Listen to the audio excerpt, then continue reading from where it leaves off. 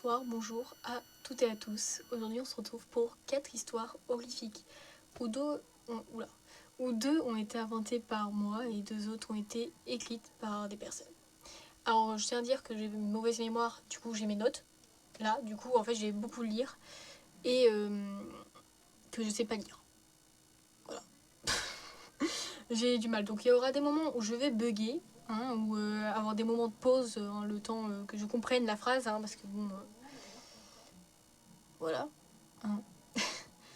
Du coup, après avoir fait cette petite aparté pas horrifique, on passe à la première histoire. La dame. J'étais en Bretagne à 10 ans, avec mes parents, et en retournant à Lyon, on est passé chez des copains. Ils sont très sympas, et j'étais contente de les voir, mais ce qui s'est passé la nuit m'a traumatisée. La journée s'était bien passée, et le soir est venu, j'avais une chambre toute à moi, j'étais méga content. Mais il faisait très chaud, du coup j'ai ouvert ma fenêtre, puis je suis descendue et je me suis amusée avec les enfants des copains. Ensuite la nuit est venue, il était au moins 2h du matin. Ils jouent très longtemps avec les copains des copains. Du coup je me suis mis dans le lit et puis je me suis endormie. Vers 4h du matin, un chant m'a réveillée. Et je me suis levée pour aller voir par la fenêtre, laissée ouverte. Sur le moment, ça me semblait bizarre. Et ça me faisait un peu peur car j'avais 10 ans. Mais j'aurais dû encore plus me méfier. Oula, je cachais la lumière. My bad. Du coup, j'aurais dû encore plus me méfier. C'était une dame en robe blanche, un peu vieille. Elle marchait dans la rue et je dis bonjour. Bah oui, je dis bonjour. Ah la putain, il est con un peu. Putain, qui à 10 ans va faire une voix et puis bonjour madame, alors c'est vous qui chantonnez? Non. Tu fermes la fenêtre et tu dors. Voilà. Elle s'est retournée et m'a souri. Et... alors non. Je sais pas dire. Elle s'est retournée, m'a souri. Et m'a fixée pendant un moment. J'étais mal à l'aise. Tu m'étonnes. Du coup, je suis partie et après, je suis revenue 10 minutes plus tard pour voir si elle était encore là. Elle y était. Cette tarée là. Elle était couchée par terre et m'a demandé de descendre pour l'aider. J'ai dit pourquoi? Parce que. Elle m'a dit viens. Très rassurant à 4h du matin. Et j'ai encore refusé. Et elle a commencé à crier viens, je vais t'arracher la peau. Elle est gentille la grand-mère. Non mais quand elle disait arracher la peau en mode... Ouais. J'ai fermé la fenêtre d'un coup et j'ai cherché et je suis allée chercher mes parents. Mon père est sorti mais ne l'a pas vu dehors. Je ne l'ai plus jamais revu après. Pour moi, elle était mal intentionnée. Le fait qu'elle fasse semblant d'être blessée pour que je vienne n'a rien de rassurant. Sans blague. J'ai un frisson. Parce que, mais putain, mais je suis con quoi, la vie de ma mère. Derrière moi, j'ai un mur. Je regarde derrière moi. J'en peux plus d'être con. J'en peux plus d'être con. Je n'en peux plus. Passons à la deuxième histoire. Ce n'était pas prévu. Cette histoire se déroule en France, pendant le confinement. Moi et ma mère avons été confinés dans notre appartement. Mon père, étant infirmier, ne rentrait pas à la maison, dû à son travail, qu'il expose au Covid. Au début, je trouvais ça cool, en mode soirée entre filles. Mais au fil des jours, j'ai commencé à entendre des coups dans l'appart d'à côté. Chaque matin, je demandais à ma mère si elle entendait les coups. À chaque fois, elle me disait que non. Et en rigolant, elle disait que c'était sûrement les voisins qui s'amusaient un peu. Qui s'amusaient en mode... Oui. Puis un soir, il n'y a pas eu que des coups que j'ai entendus. Il y avait aussi des cris. Et cette fois, ma mère a entendu, car elle est rentrée en trombe dans ma chambre, en croyant que c'était moi qui criais. Mais en voyant que je n'avais aucun écran devant moi et que j'avais un air fatigué, comme si je venais de me réveiller, et elle a su que c'était pas moi. Et d'une voix faible, je lui dis « Tu les as entendus, je suis pas folle ». Ma mère sorta de ma chambre en disant qu'elle allait les voir. Je la suivais pour l'empêcher de sortir de l'appartement si c'est ce qu'elle comptait faire. Elle ouvrit la porte qui menait au balcon. Puis cria aux voisins si ça allait. Aucune réponse. Juste le silence. On rentrait dans l'appartement. Il n'y avait plus rien. Plus de cris, ni de coups. Rien. Très bizarre. Wow. On passait le reste de la nuit dans le salon, en se questionnant. Ce qui est, je pense, ce qui est logique. En mode, tu dis en mode, ah, ça passait quoi là? Je comprends pas. Le matin. Ah, le touloulou. Pardon. Le matin, ma mère sortit pour toquer à la porte d'à côté, mais personne n'ouvrit. Puis une dame qui est rentrée des courses demanda à ma mère si c'était la nouvelle propriétaire de l'appartement. Ma mère, perplexe, la regarda et disa « Pourquoi il n'y a personne ici ?» Super. On se rappelle, hein, les cris, les coups et tout. Non. La dame la regarda en disant que non, que ça faisait depuis le confinement qu'il n'y avait plus personne. Les deux se regarda, sans un mot. Une minute plus tard, la dame disa au revoir à ma mère, un peu gênée. Plus tard, ma mère écriva un message au propriétaire, en racontant ce qu'elle avait entendu. Les jours qui suivent, plus un bruit, plus rien. Bizarre. Des ménages. Un jour, ma mère rentrit des courses et croisa le propriétaire. Il croisa le propriétaire dans le hall. Il lui demanda s'il était allé voir dans l'appartement. Le propriétaire disa qu'il avait appelé la police au cas où c'était dangereux. En vrai, c'est normal. Hein. Je pense que quand t'as quelqu'un qui t'envoie un message « Oui, j'ai entendu des coups et des cris. Est-ce que vous pouvez venir voir ?» Quand t'as un propriétaire, que ce soit homme ou femme, tu vas pas voir. Seul. En tout cas, t'appelles. Tu appelles la police. Allô? Allô, oui. Alors, oui. Surtout que du coup, le propriétaire, il sait que cet appartement n'était pas habité. Et ne l'est pas, en fait.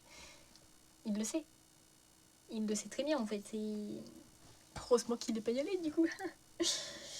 Ah bah voilà. Et il a eu raison. Car la police a trouvé plein de meubles par terre. Pas par terre, quoi. Et des seringues usagées. Top les gens. Puis un corps. Ils ont retrouvé un corps d'un homme grand, assez corpulent, barbu, un peu sale en fait. Il avait été tabassé à mort.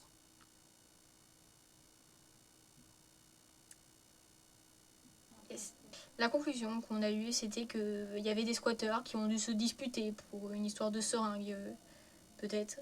Parce qu'on sait ce qu'il y avait dans la seringue. Hein. Et oui. Une histoire de seringue et que un est mort. Et que sous les cris de ma mère, ils sont partis. Par où? En fait. Parce qu'ils ont entendu une porte. Waouh! Bon, à la troisième et avant-dernière histoire. Tu l'as laissé seul. Je m'appelle Hugo, j'ai 28 ans, je suis réceptionniste de nuit dans un hôtel à Lyon. Ouais, ça se passe encore à Lyon, la première histoire aussi, elle se passait à Lyon. Oui, il faut arrêter, Lyon, oh. Bon. Ma copine, Clara et ma copine Clara et moi, on vit ensemble depuis 3 ans. On habite en T2. Rez-de-chaussée.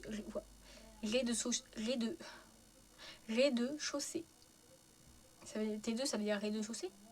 Bon, écoute. Ah bah oui. Ouais, je peux pas beaucoup aller dans un hôtel, hein, my bad. Pas très loin de mon taf. Rien de spécial. Enfin, jusqu'à récemment, depuis 2 semaines. Clara est à la maison la nuit. Et elle est en arrêt. Un soir, je la trouve super stressée. Elle me dit « Hugo, cette nuit, j'ai entendu des pas dans le salon. Je croyais que t'étais rentré, mais il n'y avait personne. » J'ai cru à un rêve. La nuit suivante, elle me redit la même chose.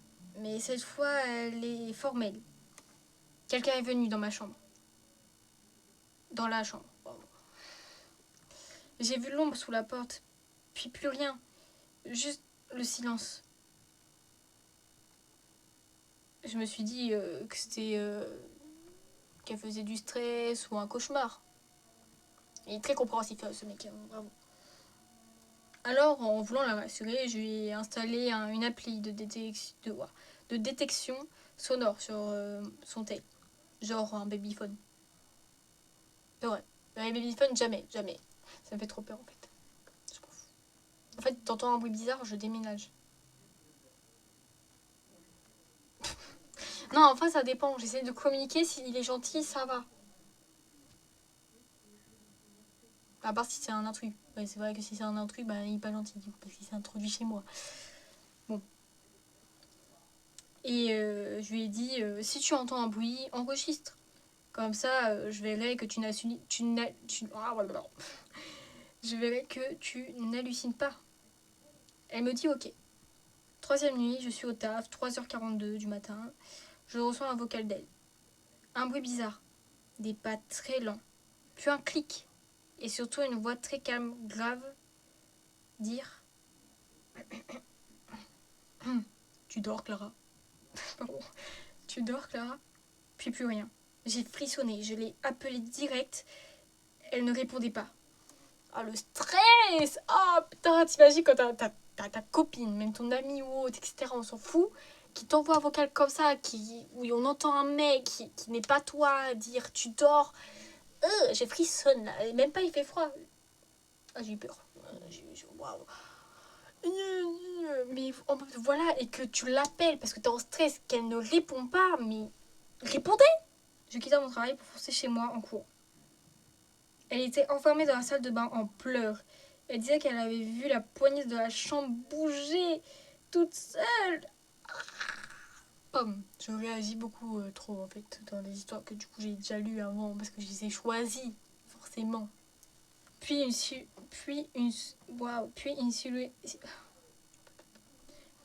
silhouette passait.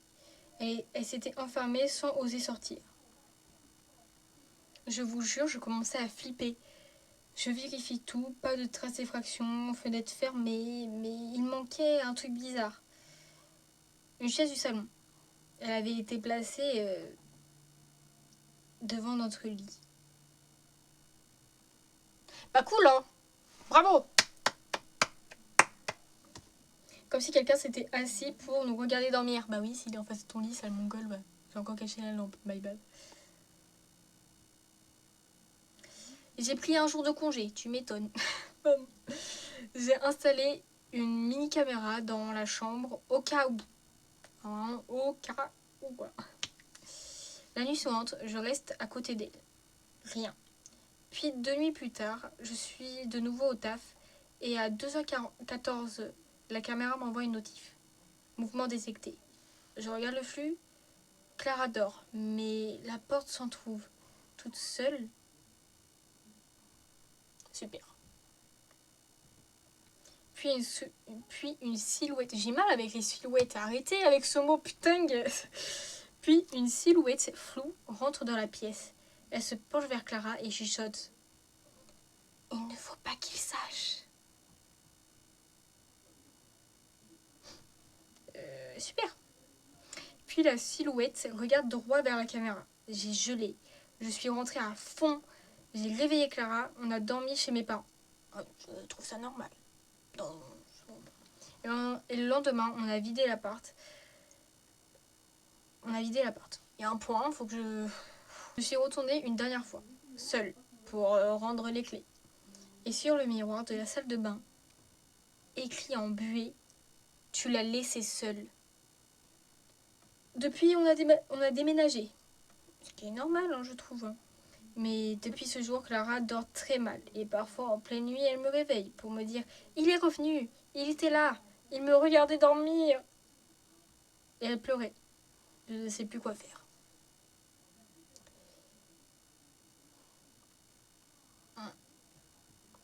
Alors si je suis ta femme, faut exorciser ta femme. Ta copine, parce que là il y a un problème. Voilà.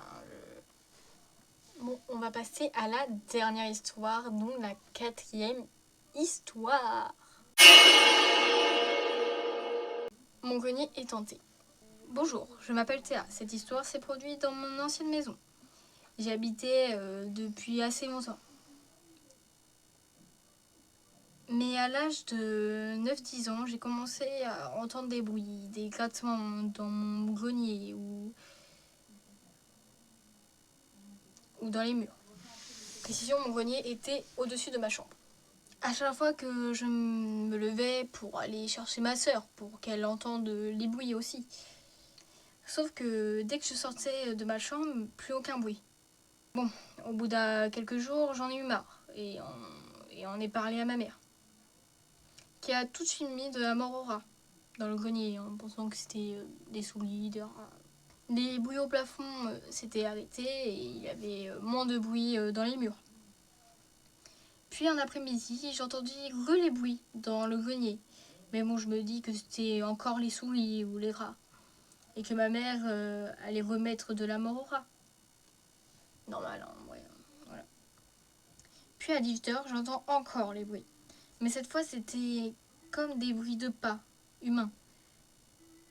Plus des bruits comme si quelqu'un marchait sur de la paille. Je n'ai pas de paille dans mon grenier. Il y a juste des cartons. Qui a de la paille dans son grenier même? Après...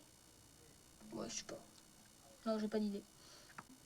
Paniquée, j'en parle à ma mère, qui rigole en disant que c'était rien et qu'elle allait remettre de la mort au rat.